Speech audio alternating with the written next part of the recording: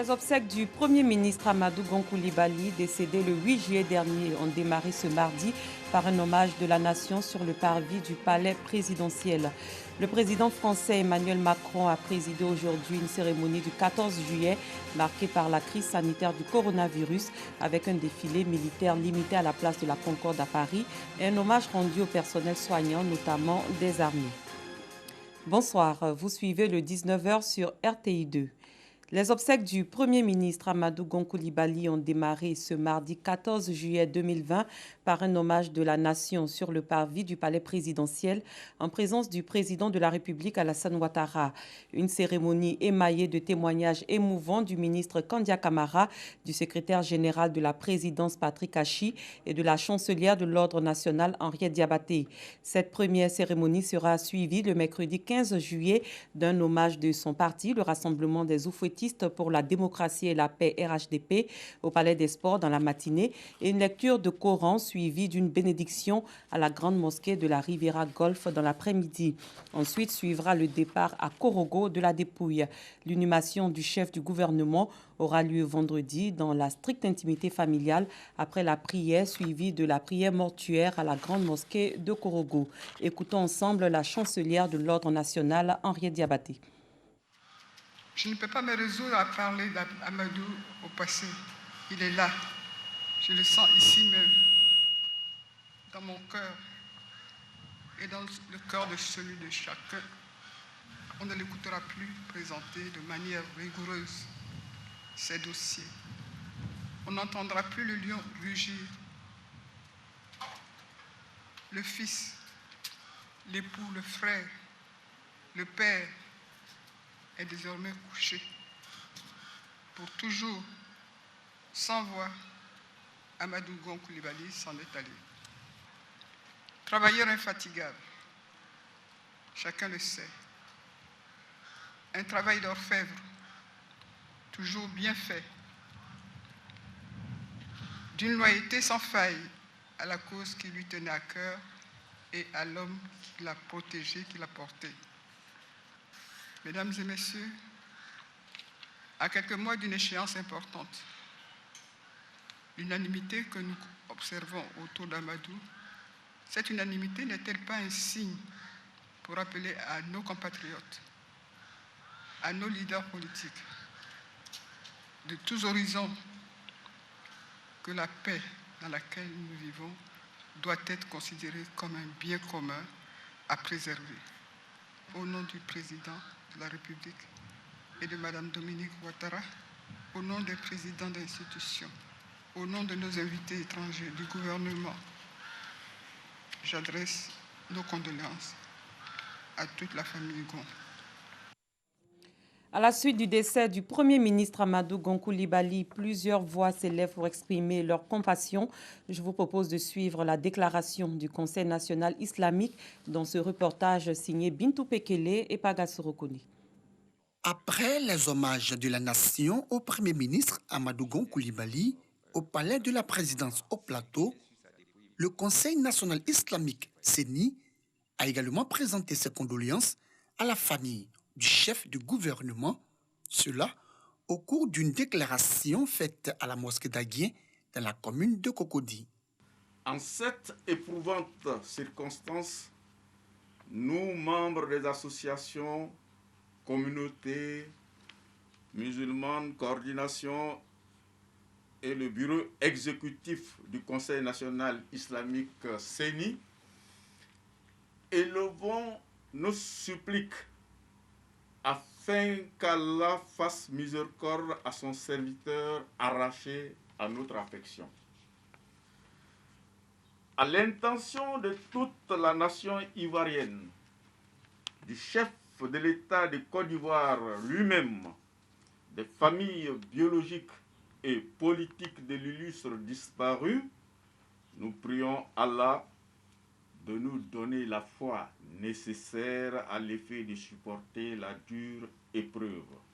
Profitons de l'occasion, imams, prédicateurs, guides religieux et fidèles du Conseil national islamique, tous ont formulé des prières pour le repos de l'âme de l'illustre disparu. Le cheikh al-Islam Idriss Kone Koudous, prie Allah de lui donner continuellement la rétribution de sa légendaire sollicitude jusqu'à la résurrection.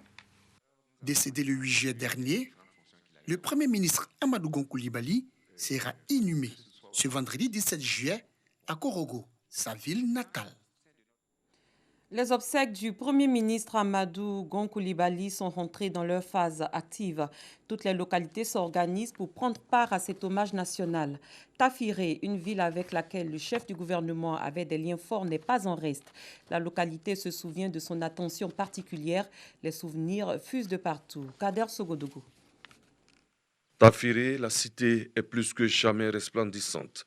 Des travaux effectués récemment achèvent de convaincre sur les efforts consentis par le gouvernement. Un joli décor terni quelque peu par la disparition d'un des acteurs clés du développement en Côte d'Ivoire, Amadou Gon Coulibaly, le Premier ministre.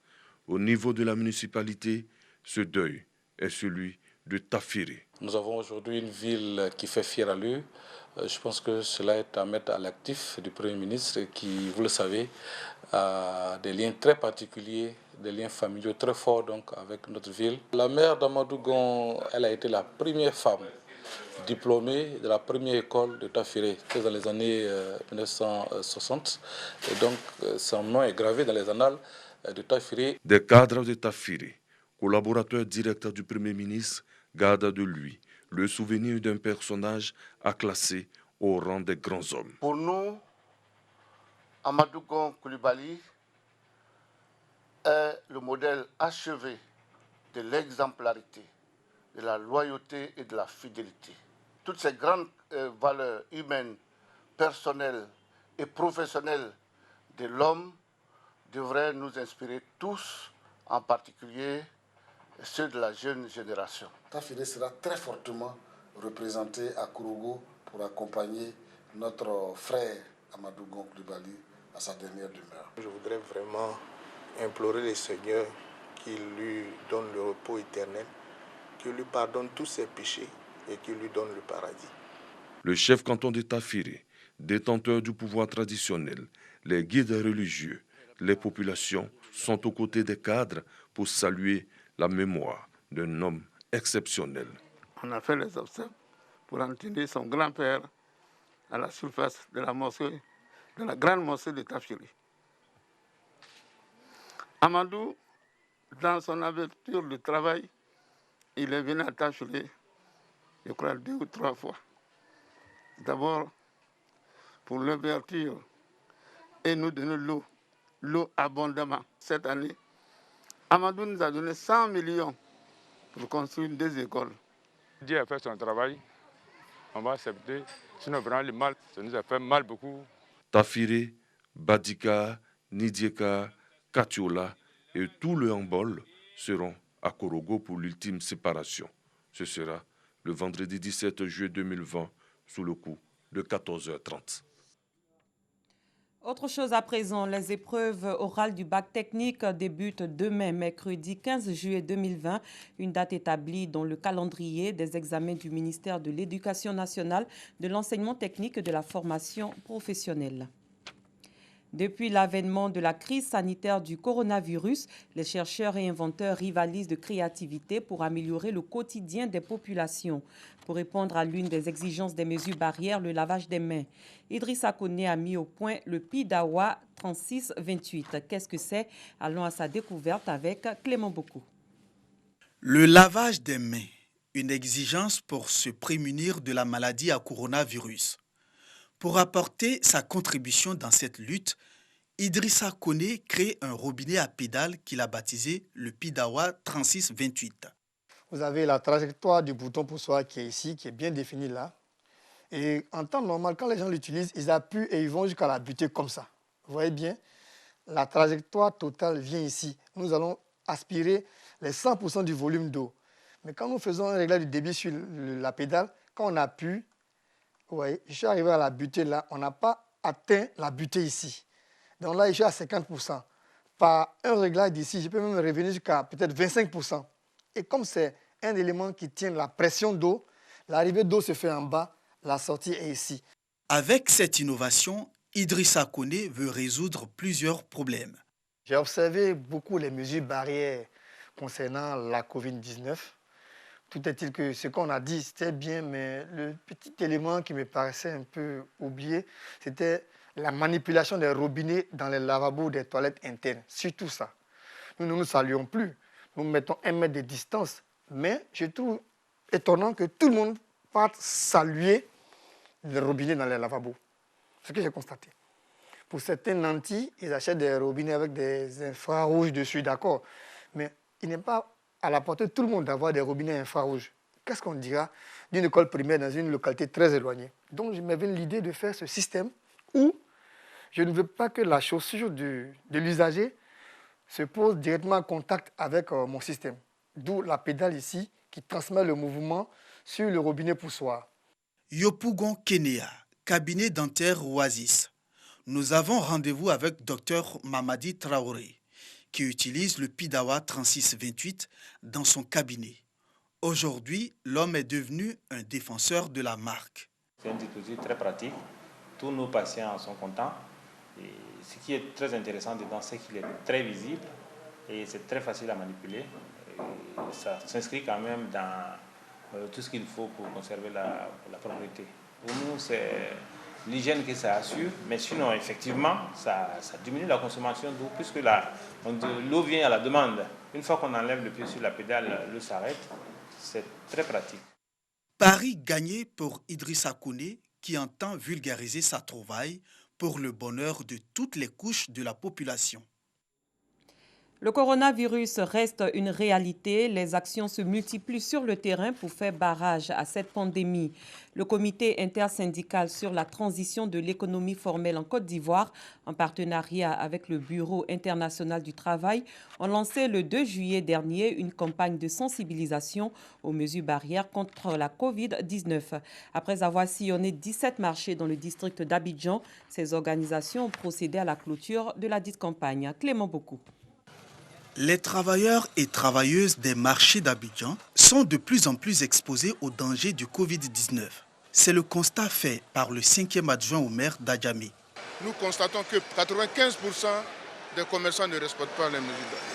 Les clients aussi, c'est la même chose. Aujourd'hui, l'indiscipline de nos parents, des commerçants, j'allais dire de la population, en un mot, va nous entraîner vers la catastrophe. Pour aider les commerçants à mieux se protéger contre la maladie à coronavirus dans les marchés, le comité intersyndical sur la transition de l'économie formelle en Côte d'Ivoire, CITFCI, en partenariat avec le Bureau international du travail, leur offre du matériel d'hygiène et de protection contre la Covid-19.